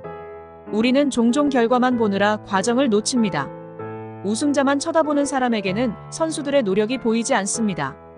혹독한 훈련을 견디고 부상을 이겨내고 완주에 대한 의구심을 떨쳐내고 마침내 출발선에 선 선수라면 메달을 받고 못 받고를 떠나 이미 승리자입니다. 자신의 끈기, 결단력, 의지를 증명한 것입니다. 어쩌면 대회는 출발선에서가 아니라 도전을 꿈꿨던 오래전부터 카운트다운이 시작됐다고 봐야 합니다. 좌절과 도전은 이미 레이스의 중요한 일부니까요. 그런 점에서 출발선에 선 선수들은 모두가 메달리스트입니다.